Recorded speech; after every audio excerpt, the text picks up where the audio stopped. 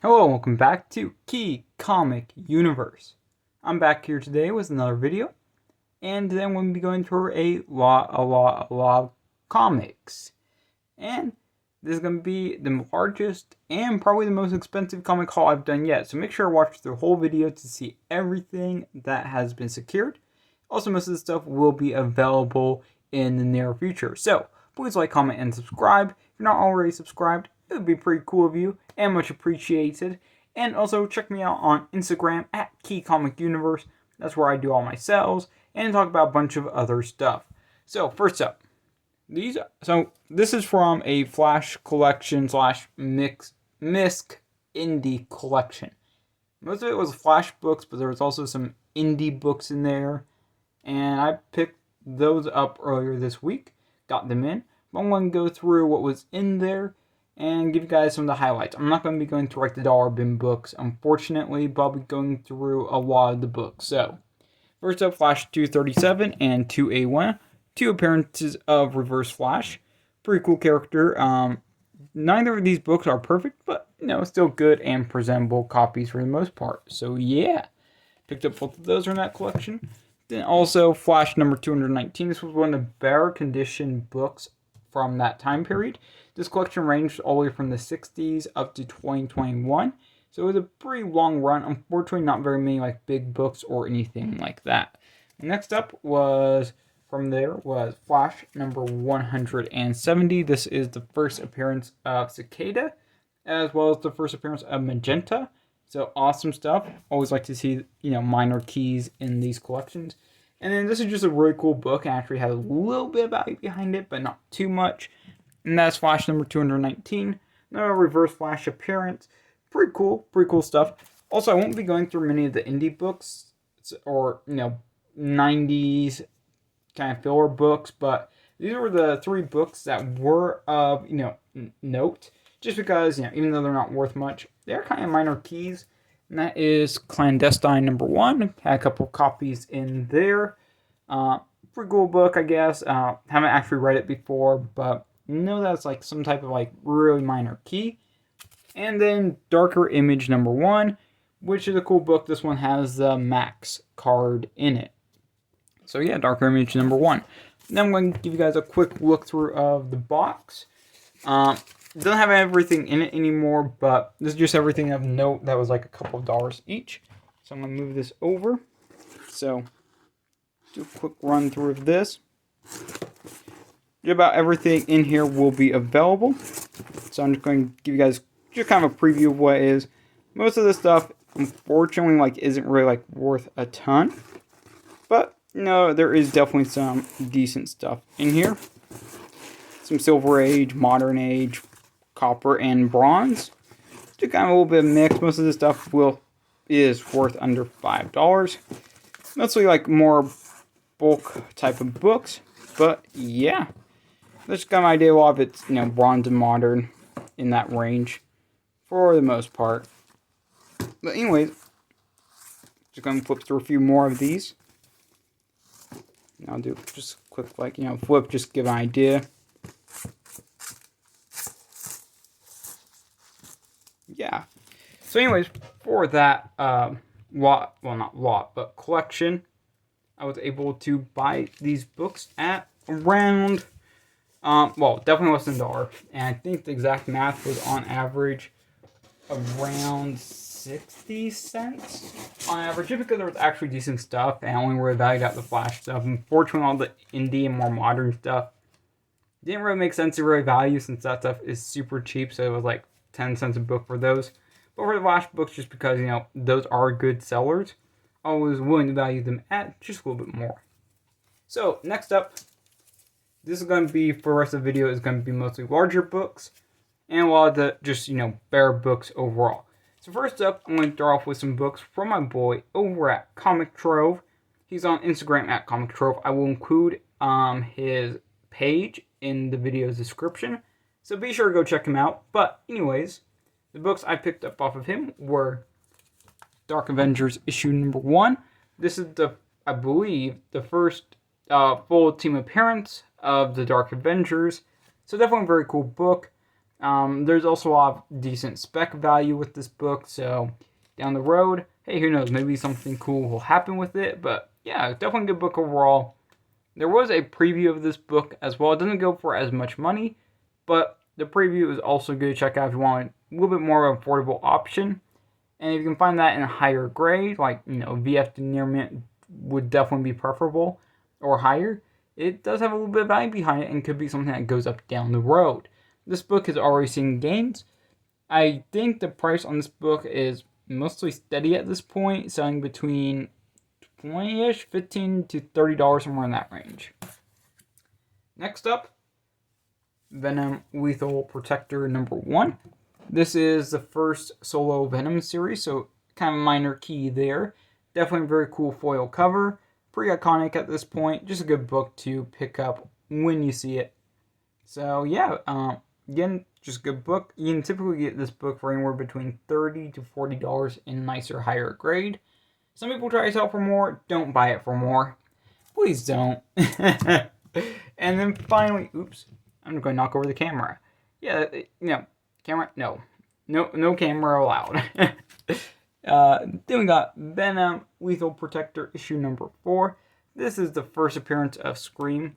I'm going to get this, no, I'm struggling over here. The struggle is getting a good camera angle. Anyways, this is the first appearance of Scream. 4th issue of the series. So issue number 1, 4, and 5 are the main ones you want to go for. Number 5 introduces a lot of the other symbiotes. But yeah, 1, 4, and 5, the best issues out of the series if you're looking to find value in it. And this book, I believe, still goes for, on average, somewhere between $15 to about $25. Anything in between that range is usually a pretty fair price to pay for this book. Okay, next up, next group of books is for my boy over at Hooked on Comics. I will also have his info down the bio. But if you're looking for, bigger Marvel keys, this dude's got you. He has a lot of Marvel stuff, really cool selection, just about every single age, everything from Raw to CGC. So, yeah, here's the books I got from him. I'll start off with the smaller ones, anyways, and then work my way up to the bigger ones from him. But first up, Cool Hulk Virgin. Definitely a cool book. Really great artwork on it. Next, Batman the Night number 1. This is signed by Capullo with a COA. Definitely a cool book. Good signature book for sure. Next one up is Vault of Horror issue number 2.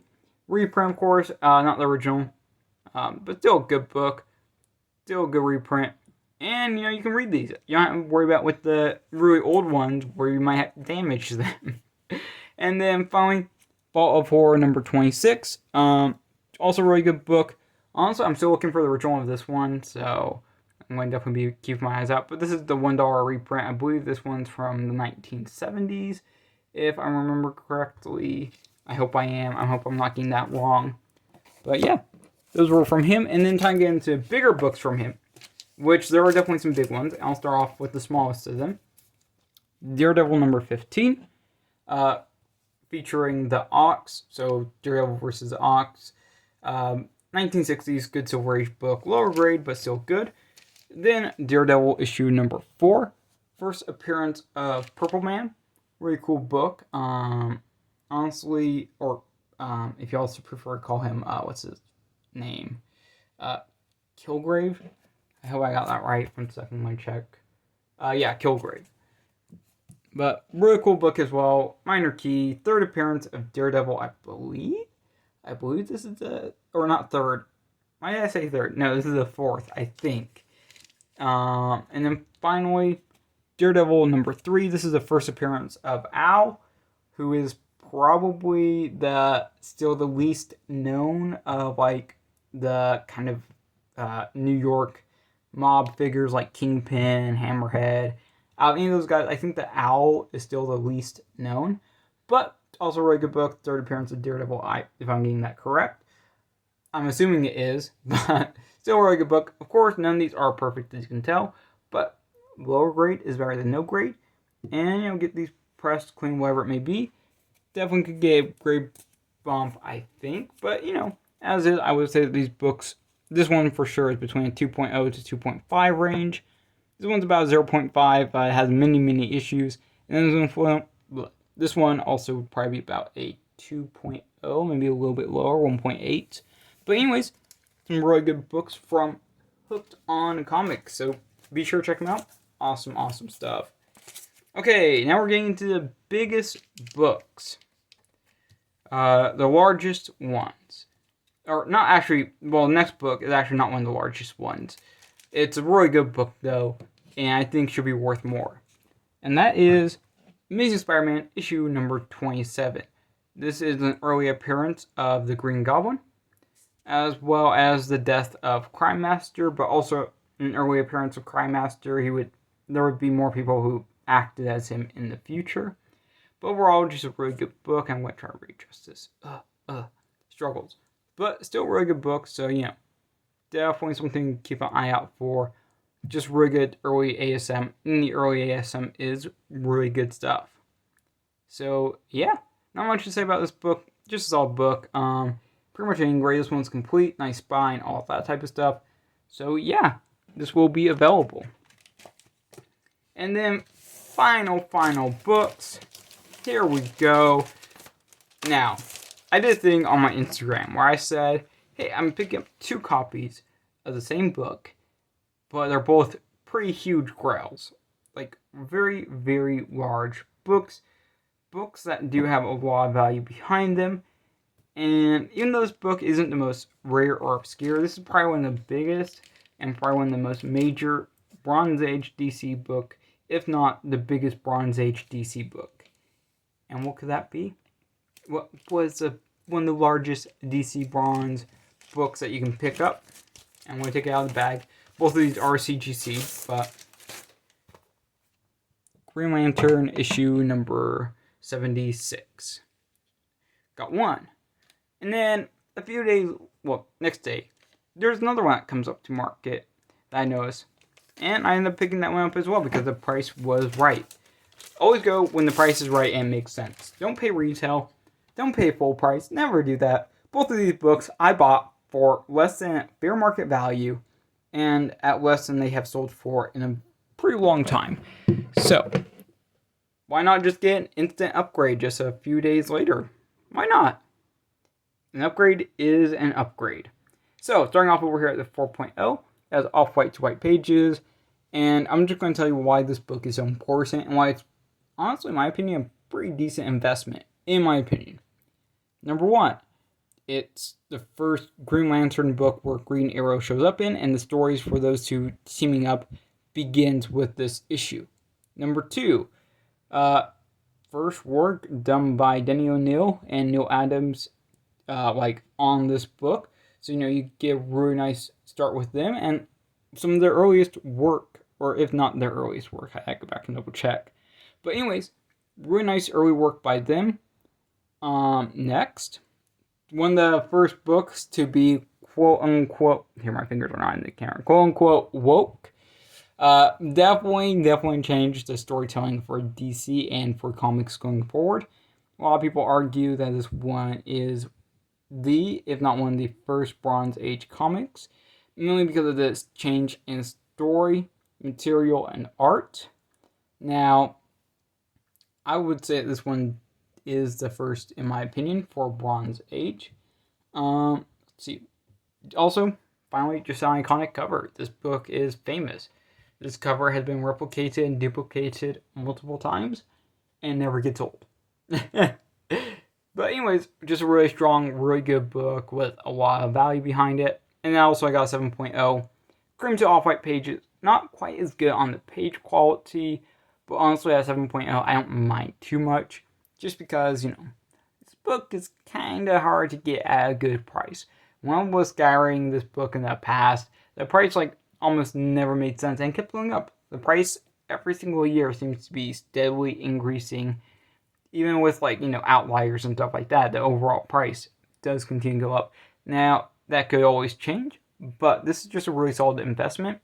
And especially from DC, because DC still has not done a ton that makes their books, like, way more valuable from movies or anything like that. It's not like with Marvel.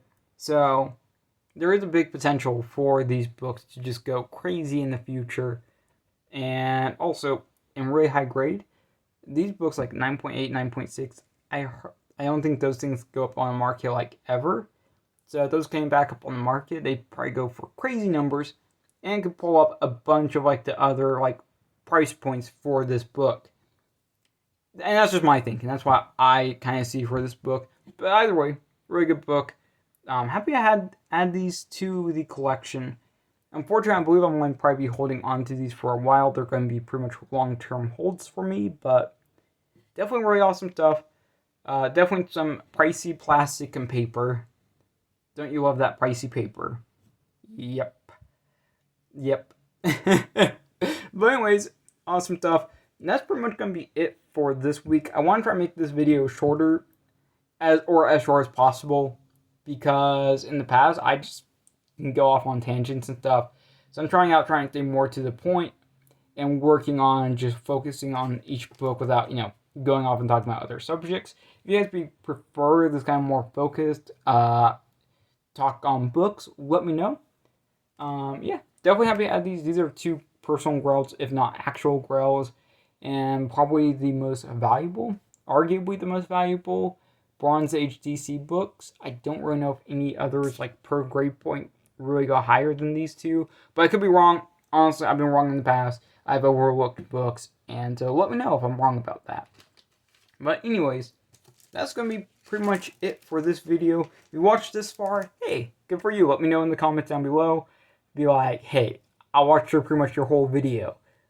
Give me some props, and I will. So anyways, please like, comment, and subscribe. If you are already subscribed, I would recommend it. And check me out on Instagram at @KeyComicUniverse. And check out every single other person I mentioned in this video. They will be down in the descriptions. So just type in their Instagrams. Check them out. They are awesome people. Both of them will hook you up with great deals and great books. So yeah, with no further ado, that's it. Peace.